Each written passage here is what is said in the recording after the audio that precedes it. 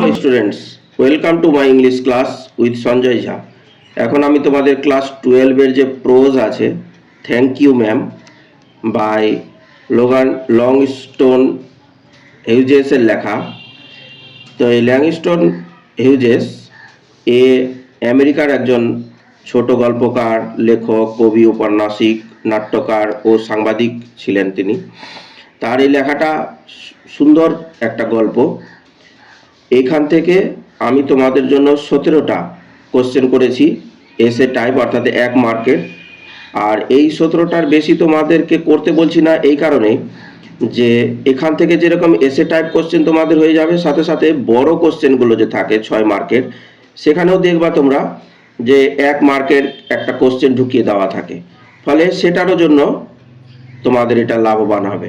চলো এবার দেখা যাক কোশ্চেনগুলো এবং অ্যান্সার। আমি সহজ সরল ভাষায় লিখে রেখেছি, যা তোমাদের মুখস্থ করতে এবং বুঝতে খুবই সহজ লাগবে। দাগ নম্বর 1, what did the large lady say about the boy's face? এই দীর্ঘ চেহারার মহিলাটি ছেলেটির মুখ সম্পর্কে কি বলেছিল? দ্য লার্জ লেডি সেড, যেহেতু ডিড দিয়ে কোশ্চেন আছে তাই প্রশ্নে সে আছে, আমাদের অ্যান্সারে সে এর পাস্ট টেন্স সেড করতে হবে। The boy's face was dirty enough, যথেষ্ট নোংরা ছিল, অ্যান্ড শুড বি ওয়াশড, আর তার মুখটা পরিষ্কার করে নেওয়া উচিত ছিল। Question number 2, what were there in the large purse of Mrs Jones? Mrs জোনসের যে পার্স ছিল, সেই পার্সে কি কি জিনিস ছিল? অ্যান্সার হচ্ছে in the large purse of Mrs Jones, Mrs জোনসের সেই বড় পার্সটাতে দেয়ার ওয়াজ অলমোস্ট এভরিথিং, প্রায় সব জিনিসই ছিল, এক্সেপ্ট হ্যামার অ্যান্ড নেলস, কেবলমাত্র হাতুড়ি এবং পেরেক ছাড়া। Question number 3, how did Mrs Jones carry her large purse? কিভাবে বহন করছিল মিসেস জোনস তার এই লম্বা পার্সটাকে? অ্যান্সার হচ্ছে মিসেস জোনস ক্যারিড, যেহেতু ডিড দিয়ে কোশ্চেন আছে তাই ক্যারি আছে কোশ্চেনে, মনে করে তোমাদেরকে ক্যারির পাস্ট টেন্স ক্যারিড করতে হবে। হার লার্জ পার্স, তার এই দীর্ঘ পার্সটাকে স্লাং অ্যাক্রস হার শোল্ডার, তার কাঁধে থেকে ঝুলানো ছিল। Question number 4, what did the large lady say of herself to Roger? রজারকে নিজের সম্পর্কে কি বলেছিল এই দীর্ঘ চেহারার মহিলাটি? অ্যান্সার হচ্ছে the large lady said to Roger, এই লার্জ লেডি রজারকে বলেছিল দ্যাট ইন হার ইয়থ, যে এই দীর্ঘ চেহারার মহিলাটি যখন নিজে একজন যুবতী ছিল, too she had wanted things, সেও তো অনেক জিনিস চেয়েছিল, that she could not get, যা সে পায়নি, যা কিছু সে চেয়েছিল। Question number 5, what could Roger manage to say?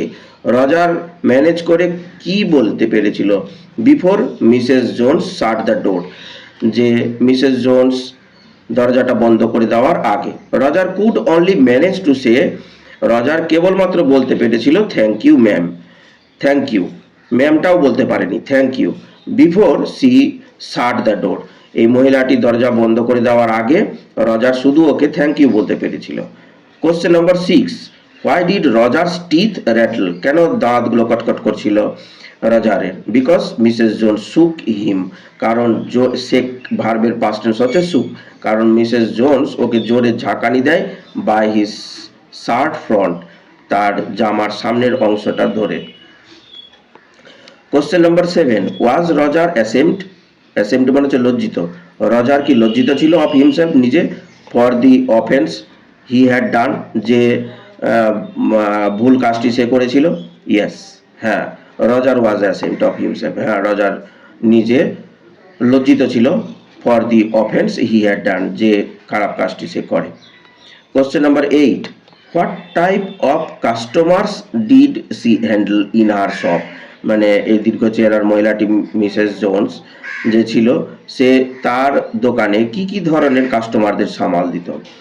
Answer হচ্ছে যে she could handle different types of female hair, বিভিন্ন ধরনের মহিলার চুল, যেরকম blonde, red head, Spanish, etcetera. Question number 9, how old was Roger? রজারের বয়স কত ছিল?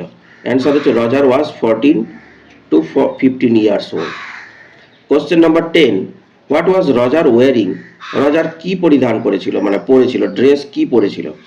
রজার ওয়াজ ওয়ারিং, কোশ্চেন করার জন্য ওয়াজ রজার, অ্যান্সার করতে গেলে রজার ওয়াজ ওয়ারিং পরেছিল ব্লু জিন্স, নীল রঙের জিন্স অ্যান্ড টেনিস শুজ, আর টেনিস জুতো।